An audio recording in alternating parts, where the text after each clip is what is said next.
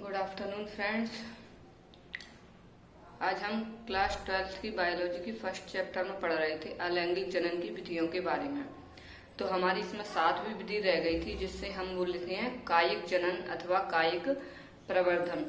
क्या होता है कायिक जनन? मात्र पौधे यानी जो भी पौधा है उसके किसी भी भाग को अलग करके नया पौधा विकसित करना कायिक जनन कहलाता है। मात्र पौधे से किसी भी भाग, जड़, तना, पत्ती, पत्र, प्रकलिकाओं आदि का अलग होकर नए पौधे के रूप में विकसित होना कायिक जनन कहलाता है। तो कायिक जनन आपका कितने प्रकार से होता है? कायिक जनन में 2 विधियां बताई गई हैं। एक है आपकी प्राकृतिक कायिक जनन और दूसरा है प्राकृतिक कायिक जनन और दूसरा है आपका आर्टिफिशियल कायिक जनन, जिसको हिंदी में हम बोलते हैं कृत्रिम। ठीक। तो प्राकृतिक कायिक जनन यानी जो नेचुरली टूटकर प्लांट से अलग हो जाते हैं और उनसे नए प्लांट्स या नए पौधे का निर्माण होता है, तो प्राकृतिक कायिक जनन कहलाता है। कृत्रिम कायिक जनन क्या होता है? कृत्रिम मीन्स होता है आर्टिफिशियल, यानी जब पौधे हमारे द्वारा तोड़े जाते हैं और उनको हमारे द्वारा नया प्लांट्स विकसित किया जाता है तो उसको हम बोलते हैं कृत्रिम कायिक जनन। तो प्राकृतिक कायिक जनन आपका जड़, तना, पत्ती और पत्र प्रकलिकाओं द्वारा हो सकता है। तो सबसे पहले तो हम लिखते हैं कायिक जनन क्या होता है। इसकी डेफिनेशन लिखेंगे कायिक जनन या कायिक प्रवर्धन, जिसे इंग्लिश में बोलते हैं वेजिटेटिव रिप्रोडक्शन और वेजिटेटिव प्रोपोगेशन। ठीक। तो इसमें लिखेंगे मात्र पादप के कायिक अंगों द्वारा नए पादपों का पुनर्जनन। मात्र पादप के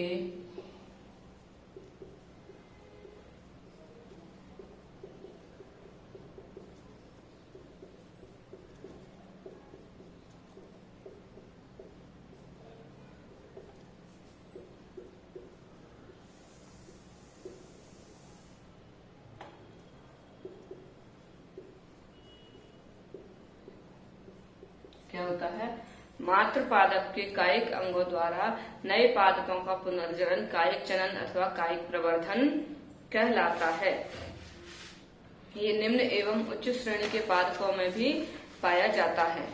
ठीक। इसमें पुष्पी पौधों में कायिक जनन 2 प्रकार का होता है। कितने प्रकार का होता है?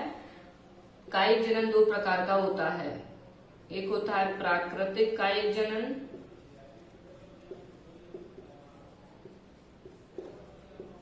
और दूसरा है आपका कृत्रिम कायिक जनन। कृत्रिम कायिक जनन। ठीक। आज हम प्राकृतिक कायिक जनन के बारे में पढ़ेंगे। तो प्राकृतिक कायिक जनन क्या होता है? नेचुरली पौधे से किसी भी भाग का टूटकर नए पौधे का निर्माण होना ही प्राकृतिक कायिक जनन कहलाता है। प्रकृति में अनेक बहुवर्षीय पौधों में विभिन्न विधियों द्वारा कायिक जनन होता है, जैसे जड़, तना, पत्ती, पत्र, प्रकलिकाओं। ठीक। तो सबसे पहले हम पढ़ेंगे इसमें जड़ों द्वारा। सबसे पहला कायिक जनन है आपका जड़ों द्वारा कायिक जनन। ये किसमें है? ये है आपका प्राकृतिक कायिक जनन में। तो सबसे पहला है आपका इसमें जड़ों द्वारा, यानी जड़ों द्वारा नए पौधे का निर्माण किस प्रकार से होता है। जड़ों द्वारा नए पौधे का निर्माण किस प्रकार से होता है? तो इसमें बताया गया है अनेक काष्ठीय पौधे, काष्ठीय यानी जो लकड़ी वाले वुडी प्लांट्स होते हैं, शीशम, अमरूद की साबुत जड़ें जो भूमि के ठीक नीचे वृद्धि करती हैं। जड़ें कहाँ होती हैं? जड़ें भूमि के ठीक नीचे वृद्धि करती हैं। ये प्रकाश के विपरीत दिशा में गति करती हैं, यानी ये भूमि के नीचे की ओर गति करती हैं। तो इसमें लिखेंगे अनेक काष्ठीय पौधे जैसे शीशम, अमरूद ये साबुत जड़ें जो भूमि के ठीक नीचे वृद्धि करती हैं, अपस्थानिक कलिकाएं उत्पन्न करती हैं और इन कलिकाओं से प्ररोह उत्पन्न होती हैं, जिनसे नए पौधे का निर्माण होता है। एग्जाम्पल है इसमें आपका जड़ों द्वारा में सतावर, डहेलिया, सतावर, डहेलिया, सतावर, डहेलिया। इससे क्या है, प्ररोह उत्पन्न होती हैं, जिससे नए पौधे का निर्माण होता है। दूसरा है आपका तनों द्वारा।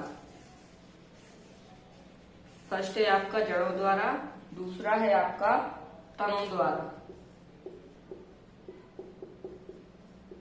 तनों द्वारा, तनों द्वारा भी कायिक जनन संभव है। तनों द्वारा भी कायिक जनन होता है। तना अनेक पौधों में प्राकृतिक कायिक जनन का महत्वपूर्ण स्रोत होता है। कायिक जनन में भाग लेने हेतु तनों में रूपांतरण पाए जाते हैं। तना मतलब रूपांतरित हो जाता है और तनों में भी दो प्रकार से पाया जाता है। तना दो प्रकार के होते हैं, एक है अर्धवायवीय तना, अर्धवायवीय, और दूसरा है वायवीय।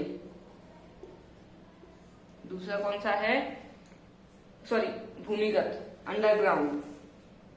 एक है अर्धवायवीय तना और दूसरा है आपका भूमिगत तना।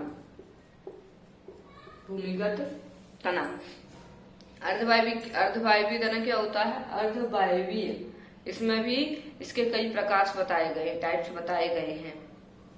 तो अर्धवायवीय तनों में कितने प्रकार का होता है कायिक जनन, इसमें 4 प्रकार का बताया गया है। अर्धवायवीय तने में कायिक जनन 4 प्रकार का बताया गया है। एक है ऊपरी भूस्तरी, ऊपरी भूस्तरी, अंतः भूस्तरी, भूस्तारिका और भूस्तरी, ये 4 है।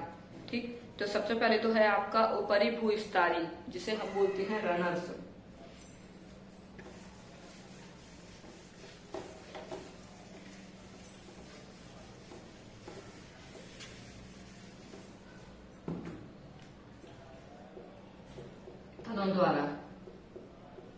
तनों द्वारा तने 2 प्रकार के बताए गए हैं आपके इसमें।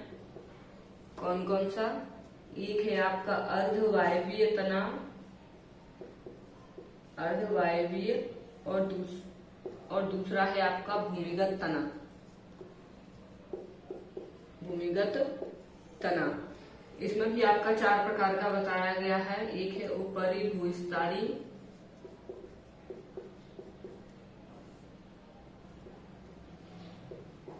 अंतः भूस्तरी,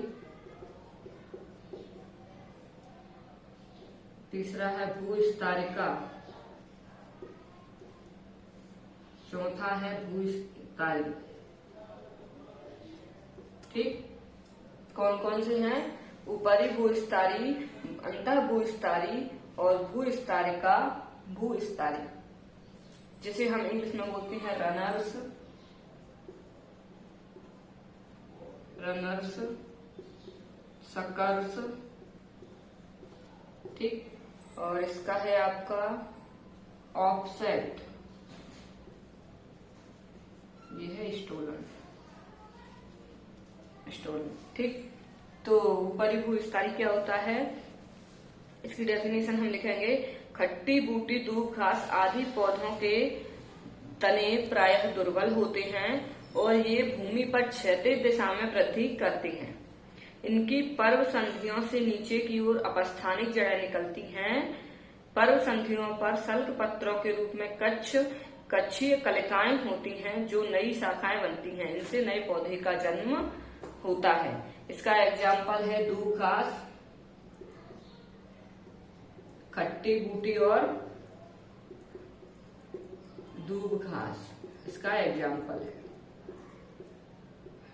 ठीक है, दूसरा है आपका अंतः भूस्तरी। इसमें क्या लिखेंगे, गुलदाउदी, पुदीना आदि में तना ऊपरी भूस्तरी के समान होता है। तना कैसा होता है, ऊपरी भूस्तरी के समान। ऊपरी भूस्तरी में तना कैसा होता है, इसमें तना प्रायः दुर्बल होता है तथा यह क्षैतिज दिशा में आगे की ओर वृद्धि करता है। परंतु यह तना अंतःभूस्तारिक तना कैसा होता है?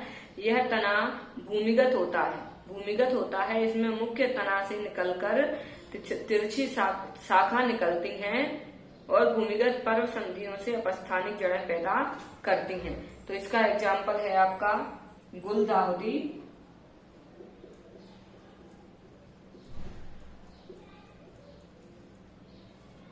और पुदीना। ठीक। तीसरा है आपका भूस्तारिका। भूस्तारिका क्या होता है? जलीय पौधे का मोटा और मांसल ऊपरी भूस्तारी और भूस्तारी के समान होते हैं। जलीय पौधे का मोटा और मांसल ऊपरी भूस्तारी तथा भूस्तारिका कहलाता है। जलीय पौधे का जो मोटा भाग है, वो मोटा तना है, वो मांसल ऊपरी भूस्तारी और भूस्तारिका कहलाता है। इसकी पर्व संधियों पर ऊपर की ओर पत्तियों का एक गुच्छा और नीचे की ओर जड़ों का एक गुच्छा स्थित होता है।